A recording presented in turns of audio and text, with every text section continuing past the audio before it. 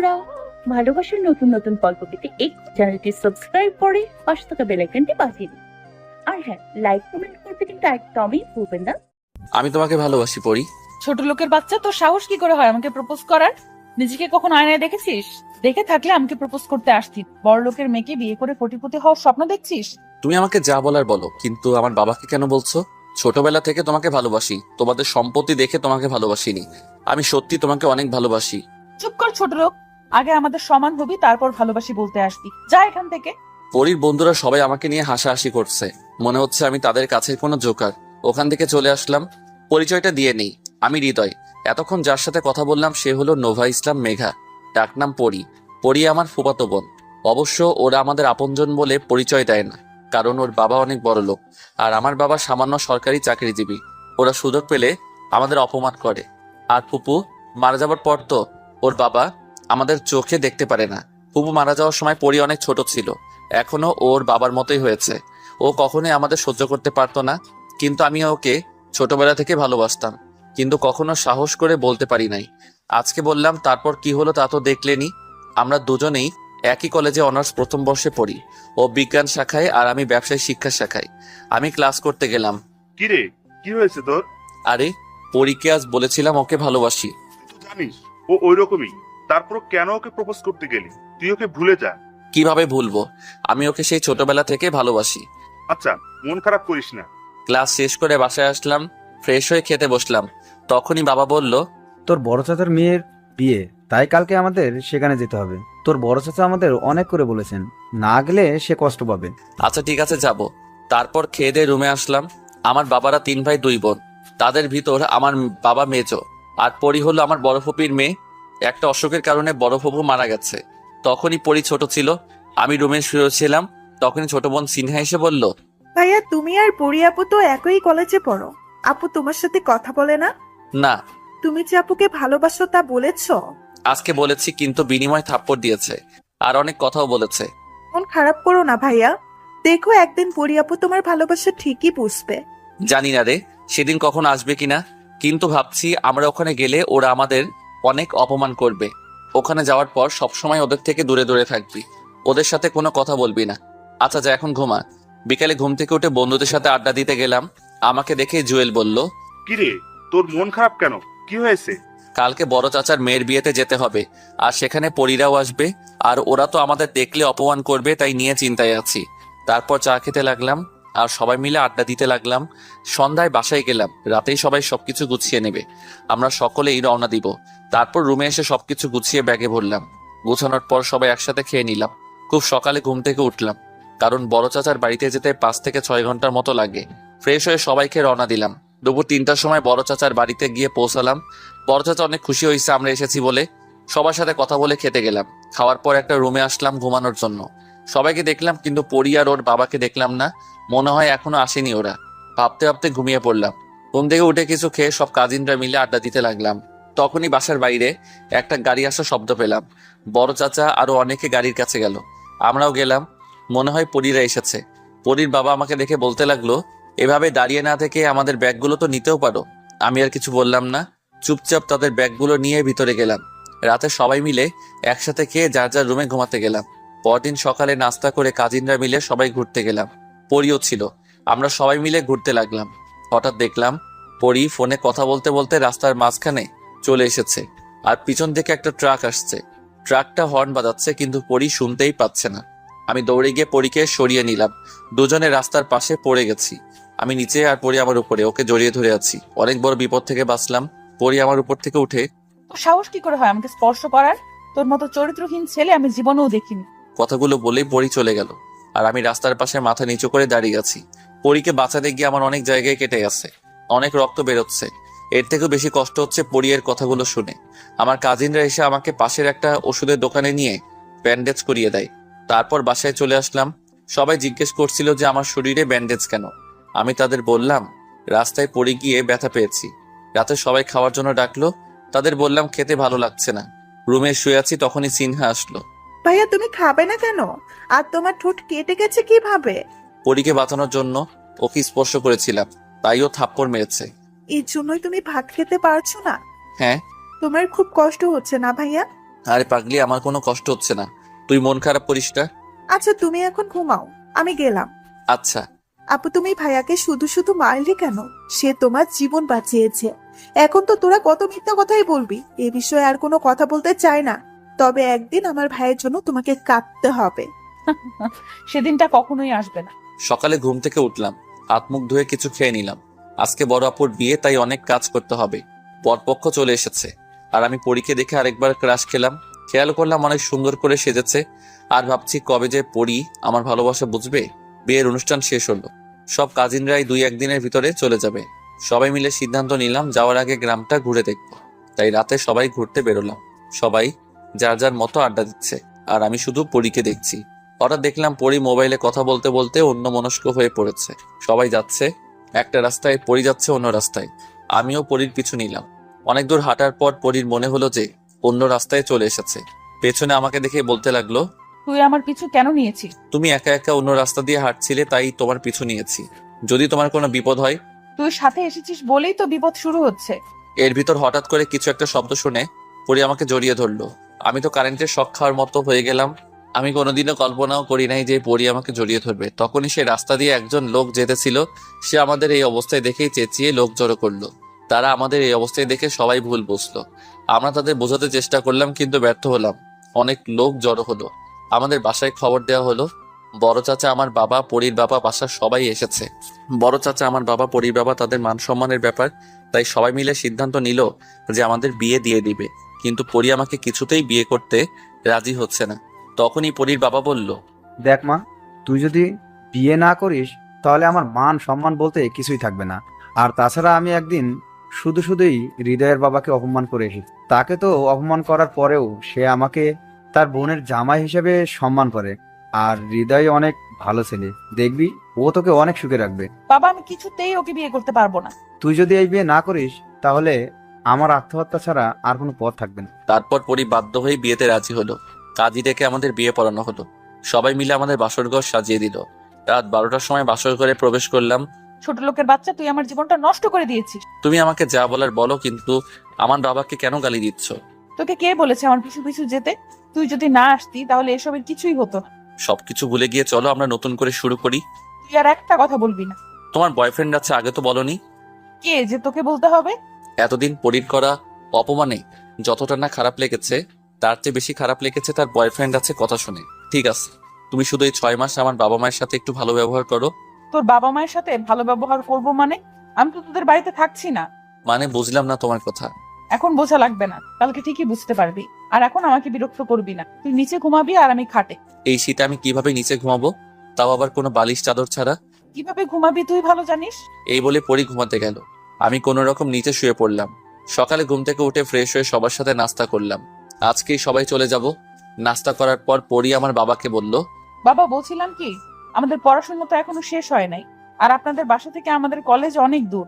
তাই বলছিলাম কি, আমাদের লেখাপড়া শেষ না হওয়া পর্যন্ত যদি আমরা আমাদের বাড়িতে থাকি, তাহলে আপনার কোনো আপত্তি আছে? যদি আপনার আপত্তি থাকে তাহলে থাকবো না, কিন্তু এতে আমাদের দুজনের পড়াশোনার জন্য ভালো। আপনি একদমই চিন্তা করবেন না বাবা, আমি সবসময় ওর খেয়াল রাখবো। একদম চিন্তা করবেন না, আপনার ছেলে আমাদের এখানে ভালোই থাকবে। তোমরা থাকতে আর কিসের চিন্তা। আমি শুধু তাদের কথা শুনতে থাকলাম, কিছুই বলতে পারলাম না, কারণ এখানে আর আমার কথার কোনো গুরুত্ব নেই। পরি এমনভাবে সবাইকে বলল যে আমার কথা কেউ বিশ্বাস করবে না। এর জন্যই রাতে পরি এভাবে বলেছিল। বড় চাচার বাড়ি থেকে যে যার মতো চলে গেলাম, আর আমি পরির সাথে ওদের বাড়িতে আসলাম। পরি আমাকে ওর রুমে নিয়ে গেল। রুমে নিয়ে বলল, আজ থেকে আমার সব কথা তোকে শুনতে হবে। যদি না শুনিস তাহলে বুঝতে পারছিস যে কি হবে। এর জন্যই বুঝি আমাকে এখানে নিয়ে এসেছো। তুই যা ভাবতে পারিস। আমিও দেখবো তুমি আমাকে কত অপমান করতে পারো। তোমার অপমান আমি তোমার ভালোবাসা হিসেবে নিব। আর কখনো আমার সামনে ভালোবাসার কথা বলতে আসবি না। তোকে কতবার বলবো আমি তোকে ভালোবাসি না? ভালো তো তোমাকে একদিন বাঁচতেই হবে। সেদিন কোনো দিনই আসবে না। এই বলে পরি চলে গেল। রাতে খেয়ে ঘুমাতে গেলাম। পরি খাটে আর আমি নিচে শুয়ে আছি। সকালে পরির আগেই আমি ঘুম থেকে উঠলাম। পরির দিকে তাকিয়ে দেখি ও এখনো ঘুমিয়ে আছে। ঘুমন্ত অবস্থায় পরিকে অনেক সুন্দর লাগছিল। চুলগুলো পরির মুখের সামনে এসে পড়েছে। আমি একবার ভাবলাম চুলগুলো সরিয়ে দিব। তারপর আবার মনে হলো পরি যদি জেগে যায় তাহলে তো আমাকে ভুল বুঝবে। যা হওয়ার হবে। আমি তো পরির স্বামী, বাইরে তো কেউ না। আর ও এখনো ঘুমিয়ে আছে। পরি চুলগুলো সরিয়ে দিলাম। পরীকে এত কাছ থেকে কখনোই দেখি নাই, তাই আর লোভ সামলাতে পারলাম না। পরি গেলে কিস করে দিলাম, আর তখনই পরি জেগে গেল। কুত্তার বাচ্চা, তো সাহস কি করে হয় আমাকে কিস করার? আমি ইচ্ছে করে করিনি, কিভাবে যে হয়ে গেল। চুপ কুত্তার বাচ্চা, তোদের মতো লুচ্চা বদমাইশ এছাড়া আর কি করতে পারে? আর কখনো তুই আমাকে স্পর্শ করবি না। এই বলেই পরি চলে গেল। নাস্তা করে আমাকে রেখে গাড়ি নিয়ে কলেজে চলে গেল। তারপর আমি আমার মতোই কলেজে গেলাম। কলেজের বন্ধুদের কাউকে বলি নাই আমার আর পরির ব্যাপারে। কলেজে গিয়ে দেখি পরি ওর বন্ধুদের সাথে আড্ডা দিচ্ছে। ওর ছেলে বন্ধুরা ওর গায়ে পড়ছে, কিন্তু পরি কিছুই বলছে না। আড্ডা দিবে ভালো কথা, তাই বলে ছেলেরা গায়ে পড়বে আর ও কিছুই বলবে না? আগে হলে মেনে নেওয়া যেত, কিন্তু এখন তো ও অন্য কারোর বউ। না, আমি আর এসব দেখতে পারছি না। সোজা পরির কাছে গিয়ে বললাম, পরি তোমার সাথে আমার কথা আছে। এই ছোট লোকের বাচ্চা, আমার সাথে তোর আবার কিসের কথা? যা বলার এখানে বল। তুমি তোমার বন্ধুদের সাথে আড্ডা দিচ্ছ ভালো কথা, তাই বলে তারা তোমার গায়ে এসে পড়বে আর তুমি কিছুই বলবা না? এই কুত্তার বাচ্চা, আমি যা করি তাতে তোর সমস্যা কি? কিন্তু তোমার ওই বন্ধুদের আমার মোটেই সুবিধার মনে হচ্ছে না। পরি, এই ছোট লোকটা কে যে আমাদের খারাপ বলছে? তুমি রাগ করো না রাব্বি, ওরা গরিব বলে আমার বাবা ওকে আমাদের বাসায় এনে লেখাপড়া করাচ্ছে। আমি এখনই ওকে মজা বুঝাচ্ছি। কুত্তার বাচ্চা, তো সাহস কি করে হয় রাব্বিকে খারাপ বলার? দূর হ আমার চোখের সামনে থেকে, আর কখনো আমার সামনে আসবি না। আমি সেখান থেকে চলে আসলাম মাথা নিচু করে। আমি তো পরীকে ভালোবাসি, তাহলে আমার সাথে এত খারাপ ব্যবহার করে কেন? সকালে থাপ্পড়ের কারণে ঠোঁট কেটে গেছিল, এখন আবার একই জায়গায় থাপ্পড় দেওয়ার ফলে অনেক রক্ত বের হইতেছে। ক্লাসে যাওয়ার পর জুয়েল বলল, কিরে, তোর ঠোঁট কেটে রক্ত বের হচ্ছে কেন? কিভাবে হয়েছে এসব? আসার সময় রাস্তায় পড়ে গিয়েছিলাম। আমার কাছে মিথ্যা বলিস না, কি হয়েছে বল। তারপর ওকে সব বললাম। চিন্তা করিস না, এখন তো পরি তোর বউ, দেখবি সব ঠিক হয়ে যাবে। বউ কিন্তু 6 মাসের, 6 মাস পর আমাকে ডিভোর্স দিয়ে রাব্বিকে বিয়ে করবে। তার আগেই ও তোর ভালোবাসা বুঝবে। ক্লাস করে বাসায় চলে আসলাম। পরি এখনো আসেনি, আর ওকে কলেজেও দেখিনি। পরির বাবা ব্যবসার কাজে বিদেশে গেছেন বলে পরি যা খুশি তাই করছে। রাতে পরি বাসায় আসলো। এত রাত করে বাসায় আসলে কেন? আমার বাসা আমি যখন খুশি আসবো, তোকে তোর কি? আমি তোমার স্বামী। তোকে বলছি না আমি তোকে স্বামী হিসেবে মানি না? তারপরও তুই কেন বারবার আমাকে বিরক্ত করিস? তোর জন্য রাব্বি আমার উপর আজকে অনেক রাগ করেছে। তোকে তো 6 মাস পর ডিভোর্স দিয়ে দিত, তাও কেন আমাকে তোর বউ বলিস? কিন্তু তুমি এখন আমার বউ। তুমি কখন কোথায় যাবে, কি করবে আর কার সাথে দেখা করবে তার কারণ আমাকে বলতে হবে। তোকে এক কথা কতবার বলবো, তুই আমার বিষয় নাক গলাবি না। এটা বলেই পরি রুমে চলে গেল। আমি ভালো মনে হয় একটু বেশি বেশি ছিলাম, তাই হয়তো এখন কষ্টটা একটু বেশি পাচ্ছি। ও আমাকে এত ভালোবাসে যে আমার প্রতি ওর ভালোবাসা থাপ্পড়ের মাধ্যমে প্রকাশ করে। থাপ্পড়ের কারণে যতটা না কষ্ট পাই, তার থেকে বেশি কষ্ট পাই যখন ও রাব্বির সাথে থাকে। রাতে আর খেতে পারলাম না, কি করে খাবো? পরি থাপ্পড়ের কারণে ঠোঁটের অনেকখানি কেটে গেছে। সকালে ঘুম থেকে ওঠার পর ফ্রেশ হয়ে নাস্তা করে কলেজে গেলাম। পরি আমার আগেই চলে গেছে। কলেজে গিয়ে দেখি পরি ওর বন্ধুদের সাথে আড্ডা দিচ্ছে, আর রাব্বি পরির কাঁধে হাত রেখে কথা বলছে। আমি আর সহ্য করতে পারলাম না, তাই ক্লাসের দিকে রওনা দিলাম। তখনই রাব্বি আমাকে ডাক দিল। এই ছোট লোকের বাচ্চা, তুই পরীকে বিরক্ত কেন করিস? পরী তো তোকে ভালোবাসে না, আর 6 মাস পরেই তো তোকে ডিভোর্স দিবে। তারপরও তুই কেন পরীকে ডিস্টার্ব করিস? কেন ওর পিছু ছাড়ছিস না? মুখ সামলে কথা বলো রাব্বি। পরীকে ভালোবাসি বলে ওর করে অপমান সহ্য করি, কিন্তু তুই সেই সুযোগ পাবি না। ছোট লোককে ছোট লোক বলবো না তো কি বলবো? তোর মতো স্যাঁচটা আর আমি কখনোই দেখি নাই। কুত্তার বাচ্চা, তুই কোন সাহসে রাব্বির গায়ে হাত তুললি? রাব্বি আমার বাবা মাকে নিয়ে কথা বলেছে, তাই মেরেছি। রাব্বি যা বলেছে তা তো ঠিকই বলেছে। তোর বাবা মা যদি ভালোই হতো তাহলে তোর সাথে আমার বিয়ে দিত না। আমার তো মনে হয় তোর বাবা মা টাকার লোভে তোকে আমার পিছু লাগিয়ে দিয়ে, মনে হয় তোর বোনকেও কোনো বড়লোক ছেলের পেছনে লাগিয়ে দিয়েছে। তোদের চরিত্র তো এমনই। তোর সাহস কি করে হয় আমার বাবা মা বোনের সম্পর্কে বাজে কথা বলার? এর ভিতরে প্রিন্সিপাল চলে এসেছে। কি হচ্ছে কি এখানে? তোমাদের সাহস তো কম না, কলেজ ক্যাম্পাসে মারামারি করো। স্যার, হৃদয় আমাকে অনেকদিন থেকেই বিরক্ত করে, আজ আমার গায়ে হাত দিয়ে। তারপর রাব্বি কিছু বলতে গেলে রাব্বিকেও মারে। ঘটনার সময় যারাই ছিল তারা সবাই পরীর বন্ধু, সবাই পরীর কথায় সায় দিচ্ছে। হৃদয়, আমি তোমাকে ভালো মনে করেছিলাম, কারণ তুমি অনেক ভালো ছাত্র, কিন্তু তোমার কাছে এটা আমি আশা করিনি। স্যার আমাকে মাফ করে দিন, আমি আর কখনো মারামারি করব না। তারপর আমাকে কলেজ থেকে বের করে দিয়েন না স্যার।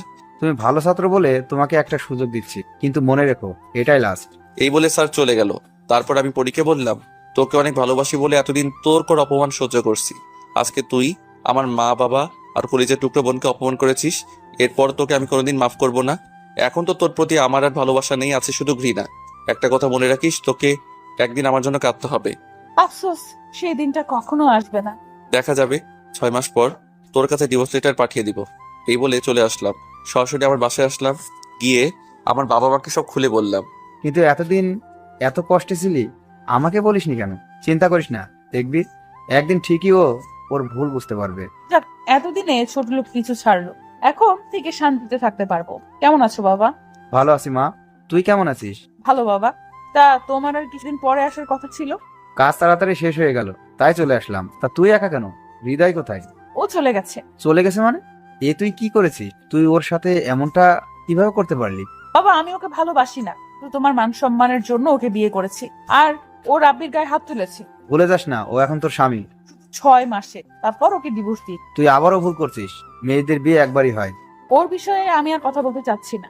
আর তুমি চাও না আমি সব বাবারাই চায় তার মেয়ে সুখে থাকুক। আমি শুধু তোমার ভুলটা ধরিয়ে দিচ্ছি। আমি কোনো ভুল করছি না বাবা, আমি রাব্বির সাথে সুখে থাকবো। যা সিদ্ধান্ত নিবি বুঝে শুনে নিস, পরে যাতে পস্তাতে না হয়। রাতে শুয়ে শুয়ে ভাবছি কিভাবে পারলো পরি আমাকে এতটা অপমান করতে। পরের দিন কলেজে গেলাম। যাওয়ার পর জুয়েল বলল, যা হয়েছে সবকিছু ভুলে যা, তুই নতুন ভাবে শুরু কর। তোর কি মনে হয় আমি দেবদাস হয়ে থাকবো? মানে? আমার মনে এখন পরির জন্য কোনো ভালোবাসা নেই, তাই এখন আর ওর কথা ভেবে কষ্ট পাবো না। আমি যেমন ছিলাম তেমনই থাকবো, আগের মতোই সবার সাথে আড্ডা দিব। ভালো বলেছিস, ওই মেয়ের জন্য কেন তুই কষ্ট পাবি? আচ্ছা এখন চল ক্লাসে যাই। চল।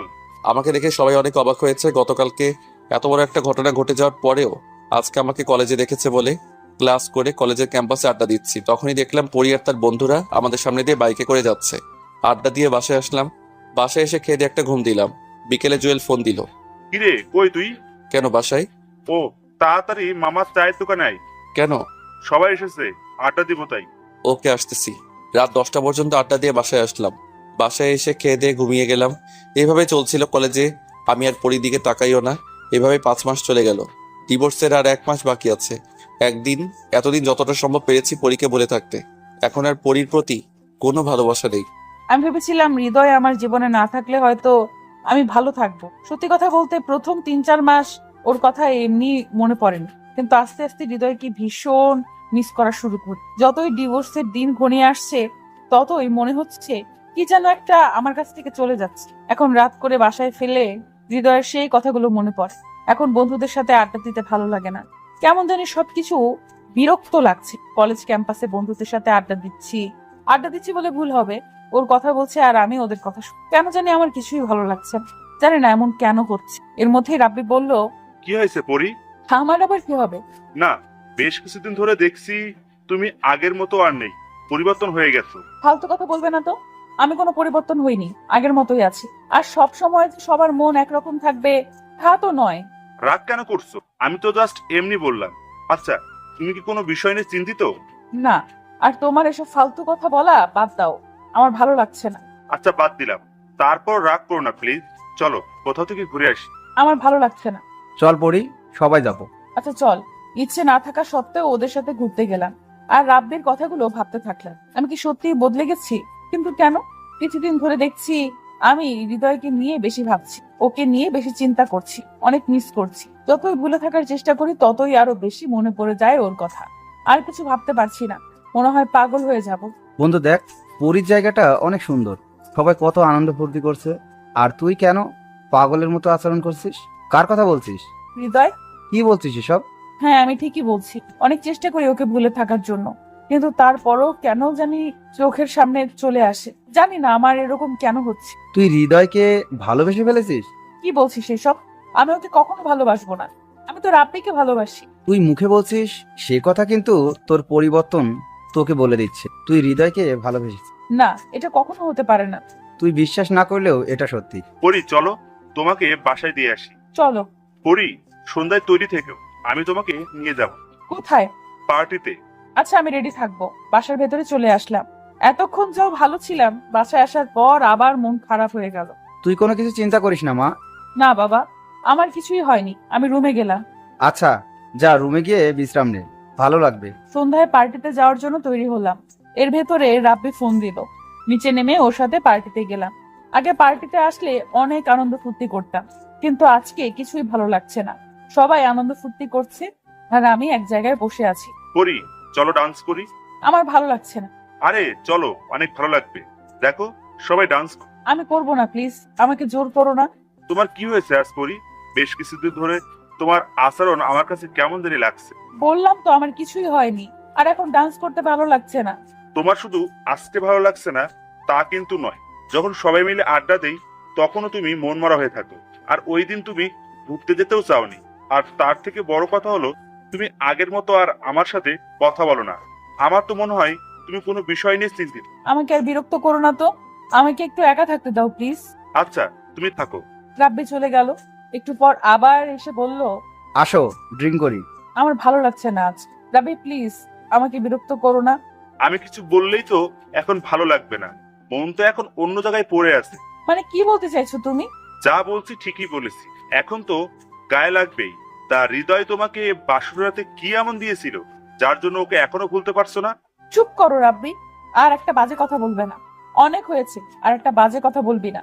তোর জন্য হৃদয়ের সাথে আমার বিয়ে হওয়া সত্ত্বেও ওকে ভুল বুঝেছি। দিনের পর দিন ওকে অপমান করেছি, তারপরও ও কিছু বলেনি, কারণ ও আমাকে ভালোবাসে। আমি ওর বিয়ে করা বউটা সত্ত্বেও ও আমাকে ছুঁয়ে পর্যন্ত দেখেনি। আমি ওকে ভালোবেসে ফেলেছি, অনেক বেশি ভালোবেসে ফেলেছি। আর কখনোই তুই আমার সামনে আসবি আর আমার সাথে যোগাযোগ করার চেষ্টা করবি না। ওখান থেকে চলে আসলাম। রাতে শুয়ে শুয়ে ভাবতে থাকলাম, হৃদয় কি আমাকে আর কখনো মাফ করবে? ডিভোর্সের তো আর 10 দিন বাকি। ও তো বলেছিল আমার কাছে ডিভোর্স লেটারটা পাঠিয়ে দিবে। না, আমি ওকে কিছুতেই ডিভোর্স দিব না। দরকার হলে মারা যাব, তারপরেও না। সকালে আমার সব জিনিসপত্র একটা ব্যাগে ভরলাম। বাসা থেকে বের হব, তখনই বাবা বলল, ব্যাগ নিয়ে কোথায় যাচ্ছিস মা? শ্বশুর বাড়িতে। মানে? আমি হৃদয়দের বাড়িতে যাচ্ছি। আমি ওকে ভালোবেসে ফেলেছি বাবা। ওকে ছাড়া আমি থাকতে পারবো না। জানি না ও আমাকে মাফ করবে কিনা। আমি ওর সাথে অনেক খারাপ ব্যবহার করে ফেলেছি বাবা, তাই ওদের বাড়িতে চলে যাচ্ছি বাবা। তাহলে চল, আমিও তোর সাথে যাব। না বাবা, ভুল যেহেতু আমিই করেছি, তাই আমায় তা ঠিক করতে হবে। আমি গেলাম। আচ্ছা যা। সকালে ঘুম থেকে উঠে ফ্রেশ হয়ে সবাই মিলে নাস্তা করতে, তখনই কে যেন কলিং বেল বাজালো। বাবা গিয়ে দরজা খুলে দিল। তুমি এখানে কি চাও? আমাকে মাফ করে দিন বাবা, আমি অনেক বড় ভুল করে ফেলেছি। জানি তা মাফের অযোগ্য, তারপরও একটি সুযোগ দিন বাবা। হৃদয় তো তোমাকে পাগলের মতো ভালোবাসতো, আর তুমি ওকে দিনের পর দিন অনেক অপমান করেছো। আমি মানছি আমি অনেক ভুল করেছি, তারপরও আমাকে শেষবারের মতন একটা সুযোগ দিন বাবা। আমি কথা দিলাম বাবা, আর কোনোদিন এমন কাজ করব না। আমি যে তাকে ছাড়া বাঁচতে পারবো না। আরে আরে, কাঁদতে হবে না। তুমি তোমার ভুল বুঝতে পেরেছো, এটাই আমরা অনেক খুশি। আমাদের বিশ্বাস ছিল তুমি একদিন তোমার ভুল বুঝতে পারবে। আসো, ভিতরে আসো। ও এখানে কেন বাবা? ও থাকবে না তো কে থাকবে? এটা তো ওরও বাড়ি। মানে? দেখ বাবা, পরি ওর ভুল বুঝতে পেরেছে, তুই ওকে মাফ করে দে। আবার নতুন কোনো প্ল্যান নিয়ে এখানে এসেছে? সাপকে বিশ্বাস করা যায়, তবু আমি ওকে বিশ্বাস করি না। হৃদয়, আমাকে মাফ করে দাও। আমি আমার ভুল বুঝতে পেরেছি। আমি আর কখনো তোমাকে কষ্ট দিব না। আমাকে মাফ করে দাও প্লিজ। তুই কোন সাহসে আমার হাত ধরেছিস? আমার হাত ধরার অধিকার তোর নেই। হৃদয়, ওর সাথে এই রকম ব্যবহার কেন করছিস? পরিমা, তুমি খেতে এসো। ওর মতো মেয়ের সাথে এক টেবিলে বসে খাবার কোনো ইচ্ছা আমার নেই। আমি গেলাম। এই বলে রাগ করে খাবার না খেয়ে বাসা থেকে বের হয়ে গেলাম। সবাই পরীকে মাফ করলেও আমি করব না। অনেক ভালোবাসতাম ওকে, তাই তো ওর সব করা অপমান মুখ বুজে সহ্য করতাম। কিন্তু এখন আমার মনে ওর জন্য ঘৃণা ছাড়া আর কিছুই নেই। বাইরের হোটেল থেকে নাস্তা করলাম, সারাদিন বন্ধুদের সাথে আড্ডা দিলাম। রাত 10টায় বাসায় গেলাম। কলিং বেল বাজানোর পর পরি এসে দরজা খুললো। তুই এখনো এখান থেকে যাসনি কেন? তোকে আমার সহ্য হয় না, যা তুই এখান থেকে। আমি আমার স্বামীর বাড়িতে আছি, যাবো কেন? চুপ কর। কে তো স্বামী? 6 মাস পূরণ হলেই তোকে ডিভোর্স দিয়ে দিব। আমি অনেক বড় অন্যায় করে ফেলেছি। দয়া করে আমাকে শেষবারের মতন একটা সুযোগ দাও। আমাকে মাফ করে দাও প্লিজ। আমি আর এরকম জীবনেও করব না, কথা দিচ্ছি। আর কখনো তোমার সাথে খারাপ ব্যবহার করব না, তোমাকে কষ্ট দিব না। তুমি যা বলবে তাই করব। দরকার হলে তোমাদের বাসায় কাজের লোক হয়ে থাকবো, তারপরও তোমাকে ডিভোর্স দিও না। আমি তোমাকে ছাড়া বাঁচতে পারবো না। এবার তোর অভিনয় করা বন্ধ কর। আমি তোকে আর বিশ্বাস করছি না। এই বলে নিজের রুমে যেতে লাগলাম। তখনই বাবা বলল, তুই এত রাত পর্যন্ত বাসার বাইরে কেন ছিলি? আর এখন এসেই পরির সাথে চিল্লাচিল্লি করছিস? বাবা তুমি যতই বলো না কেন, আমি আর ওর ফাঁদে পা দিচ্ছি না। চুপ কর। মেয়েটি তোর জন্য সেই সকাল থেকে না খেয়ে বসে আছে। যা, হাত মুখ ধুয়ে খেতে আয়। এটা ওর একটা ফাঁদ। দেখো কি যেন একটা মতলব নিয়ে বাড়িতে এসেছে, আর আমি বাইরে থেকে খেয়ে এসেছি। এখন খাবো না। এই বলে রুমে চলে আসলাম। অনেকক্ষণ পর পরিও রুমে আসলো। তুই এই রুমে কেন এসেছিস? বারে, এটা তো আমারও রুম। তোর রুম মানে? এটা শুধু আমার রুম। তুই এখান থেকে বের হ। হৃদয় প্লিজ, আমাকে মাফ করে দাও। আমি আর কখনো এরকম করব না। তোর সাহস কি করে হয় আমাকে জড়িয়ে ধরার? মনে আছে একদিন তোকে স্পর্শ করেছিলাম বলে তুই আমার গালে থাপ্পড় মেরেছিলি, ছোট লোক বলে অপমান করেছিলি, আর এখন সেই তুই আমায় জড়িয়ে ধরেছিস? তোর কি মনে হয় তুই আমায় জড়িয়ে ধরলে আমি তোর মায়ায় পড়ে যাব? কখনোই না। ভালো হয় বলছি, কাল সকালে তুই এই বাড়ি ছেড়ে চলে যাবি। তা তো সেই রাব্বির খবর কি? আমি আর ওকে ভালোবাসি না, ওর প্রতি শুধু আমার মোহ ছিল। কি গ্যারান্টি আছে কালকে আবার অন্য ছেলের মোহে পড়ে আমায় ভুলে যাবি? তোর মতো মেয়েরা এছাড়া আর কি করতে পারে? বিশ্বাস করো, আমি সত্যি তোমাকে অনেক বেশি ভালোবাসি। আর একটা সুযোগ দাও আমাকে তোমাকে ভালোবাসার। তোর ন্যাকা কান্না বন্ধ করে এখনই রুম থেকে বের হ, আমি ঘুমাবো। কোথায় যাব? আর এটা তো আমারও রুম। আর এখন যদি আমাকে বের করে দাও তাহলে বাবা মা কিন্তু তোমায় খারাপ ভাববে। তারপর বললাম, থাক, তোকে রুম থেকে বের হতে হবে না, এই রুমে নিচে শুয়ে পড়ো। আর মনে থাকে যেন বিছানায় আসার চেষ্টাও করবি না। আসার চেষ্টা করলে কিন্তু খুব খারাপ হবে। সকালে ঘুম থেকে উঠে দেখলাম পরি আমার আগে ঘুম থেকে উঠে গেছে আর মাকে নাস্তা করতে সাহায্য করতেছে। ভালোই, মা বাবার বোনকে পটিয়ে ফেলেছে, কিন্তু আমি ওকে কোনোদিনও মাফ করতে পারবো না। ওকে বলেছিলাম একদিন ওকে আমার জন্য কাঁদতে হবে, আর আজ সেই দিন এসে গেছে। ফ্রেশ হয়ে নাস্তা করতে গেলাম, বাবাকে গিয়ে বললাম, বাবা, ও আর কতদিন আমাদের বাড়িতে থাকবে? আর কতদিন থাকবে মানে? ও আমাদের বাড়ির বউ, তাই সব সময় আমাদের বাড়িতেই থাকবে। কিন্তু আমি ওকে বউ হিসেবে মানি না, আর কোনোদিন মানতেও পারবো না। ও বাসর রাতে আমার কাছে ডিভোর্স চেয়েছিল, তাই 6 মাস শেষ হলে ওকে আমি ডিভোর্স দিয়ে দিব। তুমি যা বলবে আমি তাই করব। দরকার হলে তোমাদের বাড়ির কাজের লোক হয়ে থাকবো, তারপরও আমাকে ডিভোর্স দিবে না প্লিজ। তোর মতো কাজের মেয়ের আমাদের দরকার নেই। হৃদয়, চুপ কর। ওর সাথে এইরকম ব্যবহার করছিস কেন? আর একটা কথাও এখানে হবে না। চুপচাপ পরীকে নিয়ে কলেজে যা, আর এটা আমার আদেশ। রিক্সা থেকে নাম। নামবো কেন? এখনো তো কলেজ আসেনি। তোর কি মনে হয় তোকে নিয়ে আমি কলেজে যাব? কখনো না। আর এখন এখান থেকে নেমে তুই তোর মতো কলেজে যাবি, আর আমি আমার মতো কলেজে যাব। খবরদার, যদি তুই কলেজে আমার সাথে কথা বলতে আসিস তাহলে খুব খারাপ হবে। তারপর ওকে নামিয়ে দিয়ে আমি আমার মতো কলেজে গেলাম। কলেজে আসার পর জুয়েলকে বললাম, দোস্ত, একটা মহা বিপদে পড়েছি আমি। পরি আমাদের বাড়িতে চলে এসেছে আর বলে কিনা আমি ওর স্বামী, এটা ওর শ্বশুর বাড়ি। তার মানে পরি তোকে কি মেনে নিয়েছে? তাহলে তো আর কোনো সমস্যায় থাকবে না। মাথা খারাপ হয়ে গেছে তোর? আমি ওকে কখনো ভালোবাসবো না। তুই কি ভুলে গেছিস ও আমার সাথে কি কি করেছে? কিছুই ভুলিনি আমি, সবকিছুই আবার মনে আছে। কিন্তু তোর এটা মনে রাখতে হবে যে পরি তোর বিয়ে করাবো। শুধু আর কিছুদিনের বউ, 6 মাস পূর্ণ হলেই তো ওকে ডিভোর্স দিয়ে দিব। মাথা খারাপ হয়ে গেছে তোর? যখন সবকিছু ঠিক হয়ে গেছে তখন আবার ওকে ডিভোর্স কেন দিবি? ও আমার কাছে ডিভোর্স চেয়েছিল, আর এটা ওর কোনো ফাঁদ। ওকে আর আমি বিশ্বাস করতে পারছি না। হঠাৎ করে এমন কোনো সিদ্ধান্ত নিবি না যার জন্য তোকে পস্তাতে হবে। যাই হোক, এখন এসব বাদ দে তো, চল ক্লাসে যাই। চল। ক্লাস করে আমিও একাই বাসায় চলে আস। বাসায় আসার পর বাবা জিজ্ঞেস করলো, কিরে তুই একা কেন? পরি কোথায়? পরীর ক্লাস এখনো শেষ হয় নাই। তারপর রুমে গিয়ে ফ্রেশ হয়ে খাবার খেতে লাগলাম। খাবার খেয়ে রুমে শুয়ে আছি। অনেকক্ষণ পর আমার ঘুম ভাঙলো কোনো উষ্ণ ছোঁয়ায়। তাকিয়ে দেখি পরি আমাকে জড়িয়ে ধরে শুয়ে আছে। ওকে অনেক সুন্দর লাগছে। ইচ্ছে করছে মাথায় হাত বুলিয়ে দিতে, কিন্তু আমার মন তা বাধা দিল। আমি ওকে জোরে ধাক্কা দিয়ে আমার কাছে থেকে সরিয়ে দিলাম আর বললাম, তোর সাহস কি করে হয় আমাকে জড়িয়ে ধরার? তুমি আমার স্বামী, আর তোমাকে জড়িয়ে ধরার অধিকার আমার আছে। আর তুমি আমাকে সাথে করে নিয়ে আসলে না কেন? চুপ। আর একবারও তুই আমাকে স্বামী বলবি না। আর আমি কেন তোকে আমার সাথে করে নিয়ে আসবো? আর শোন, আজকের পর আর আমাকে জড়িয়ে ধরার চেষ্টাও করবি না। তুই মাত্র আর কিছুদিন এ বাড়িতে আছিস। 6 মাস পূর্ণ হলেই তোকে আমি ডিভোর্স দিয়ে দিব। আমি উকিলের সাথে কথা বলেছি। দয়া করে আমাকে ডিভোর্স দিও না। আমি আর কখনো তোমাকে জড়িয়ে ধরবো না। তুমি যা বলবে তাই করব। তোর ন্যাকা কান্না বন্ধ কর, আর এখন এই রুম থেকে বের হ। পরি এখন বাসার সব কাজ করে, মাকে আর কিছুই করতে দেয় না। মাঝে মাঝে ভাবি ও কেন এমন করছে। তাহলে কি সত্যি আমাকে ভালোবাসে? না, তা কি করে হয়? ও তো রাব্বিকে ভালোবাসে। রাব্বির জন্যই তো আমার কাছে ডিভোর্স চেয়েছিল, আমাকে অনেক অপমান করেছিল। কিন্তু ও যদি আমাকে ভালোই না বাসে, তো তাহলে এতদিন আমাদের বাড়িতে থাকতো না, আর বাসার সব কাজ করতো না। আমি ওকে তো অপমান করি, তারপরেও কিছু বলে না। তাহলে কি সত্যি পরি আমাকে ভালোবাসে? না, এটা ওর কোনো ফাঁদ। এভাবে চলছিল। অনেক অপমান করি ওকে, তারপর বাড়ি থেকে যায় না। ডিভোর্সের আর 2 দিন বাকি। সকালে নাস্তা করে অনিচ্ছা সত্ত্বেও পরীকে নিয়ে কলেজে গেলাম। প্রতিদিনের মতো আজকেও পরীকে কলেজের আগে নামিয়ে দিলাম। তারপর আমি আমার মতো কলেজে গেলাম। কলেজ আসার পর জুয়েল বলল, আর মাত্র 2 দিন আছে, তা কি সিদ্ধান্ত নিলি? কিছুই ভাবতে পারছি না। ওকে তো অপমান করি, তারপর আমাদের বাসায় থেকে যায় না। তখন মনে হয় ও আমাকে ভালোবাসে, কিন্তু তখনই ওরা রাব্বির মেলামেশা মনে পড়ে যায়। আমাকে করা ওর অপমানের কথা মনে পড়ে যায়। তখনই খুব ঘৃণা হয়। কিছুই ভাবতে পারছি না। চল ক্লাসে যাই। ক্লাস করে ক্যাম্পাসে হাঁটতেছি আর ভাবতেছি, তখনই একটা জায়গায় চোখ আটকে গেল। দেখি রাব্বি আর পরি হাত ধরে কথা বলছে, আর পরিও ওর সাথে কথা বলছে। এসব দেখে আমার মাথায় রক্ত উঠে গেল। পরির কাছে গিয়েই ঠাস ঠাস, এই তোর ভালোবাসা? শেষ পর্যন্ত তুই তোর আসল রূপটা দেখিয়ে দিলি। আমি আগেই বলেছিলাম তুই নতুন কোনো প্ল্যান নিয়ে আমাদের বাড়িতে এসেছিস। তোদের মতো মেয়েরা কখনো ঠিক হয় না। হৃদয় আমার চুপ, তুই আর একটা কথা বলবি না। তোর এই নোংরা মুখে আমার নাম নিবি না। আমি ভেবেছিলাম তোকে আবার আপন করে নেব, কিন্তু তুই তার যোগ্য না। আর কালকেই তোকে ডিভোর্স দিয়ে দিব। কাল তুই ডিভোর্স পেপার পেয়ে যাবি। তারপর আর কখনো তোর মুখ আমাকে দেখাবি না। এই বলে ওখান থেকে চলে আসলাম। আর পরি দাঁড়িয়ে দাঁড়িয়ে কাঁদতেছে। বাসা আসার পর খেয়ে দিয়ে ঘুমাতে গেলাম। ভাবছি পরি আবার আমাকে ধোকা দিল।